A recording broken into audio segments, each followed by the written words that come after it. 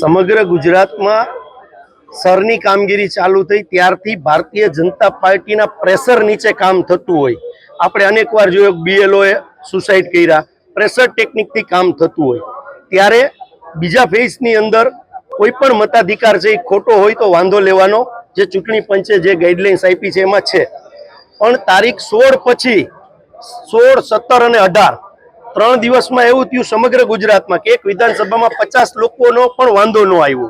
પણ 16, 17 અને 18 પછી એક વિધાનસભામાં 7-7 હજાર 10-10 હજાર લગીના ફોર્મ નંબર 7 ભરાણા. ફોર્મ નંબર 7 ભરાણા એટલે એનો મતલબ કે આ જે 8000 માંદાઓ 7 નંબરના ફોર્મ ભરાણા હતા, 8000 મત છે એ કાઢી નાખવા માટે તંત્ર પેલા મતાધિકારને નોટિસ આપે. તો અમારી આજે માંગણી છે કે ભારતીય જનતા પાર્ટીના એક ક્યાંક ને ક્યાંક કઠપુતલી બનીને તંત્ર કામ કરી રહ્યું છે. રાજકોટની હું તમને વાત કરવા માંગુ તો રાજકોટમાં પણ 50-50 ફોર્મ જ આવ્યા હતા. પણ 3 દિવસમાં એવું તો શું થયું કે આટલા બધા ફોર્મ 7 નંબરના ભરાઈ ગયા. એટલે અમારી પહેલી માંગણી છે આજે કોંગ્રેસની કે જે 7 નંબરના ફોર્મ ભરાણા છે એમાં મતાધિકારને નોટિસ ન જાય, જેને વાંધો લીધો છે એને નોટિસ જાય એટલે તમને ખ્યાલ આવશે કે વાંધો લેનાર સાચો છે કે ખોટો છે. આજે એ તંત્રને અમે કહેવા માંગીએ છીએ.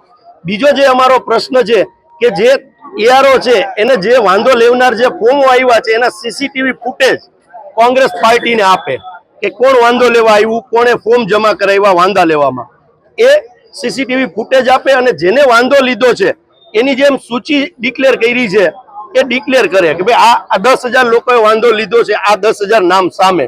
આ અમારી મુખ્ય માંગણીઓ છે.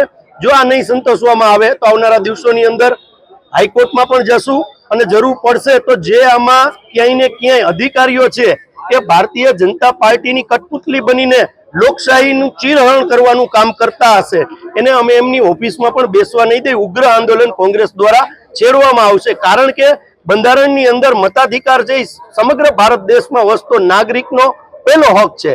જો એ હક મારવાનું કામ તંત્ર પણ કરતું હશે ભારતીય જનતા પાર્ટીના કહેવાથી તો તંત્રને પણ અમે બેસવા નહીં દઈએ.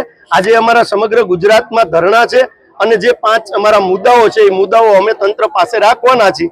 જો તંત્ર આમાં આગળ કાર્યવાહી નહીં કરે તો ઉગ્ર આંદોલન રાજકોટ નહીં સમગ્ર ગુજરાતની અંદર તમને જોવા મળશે.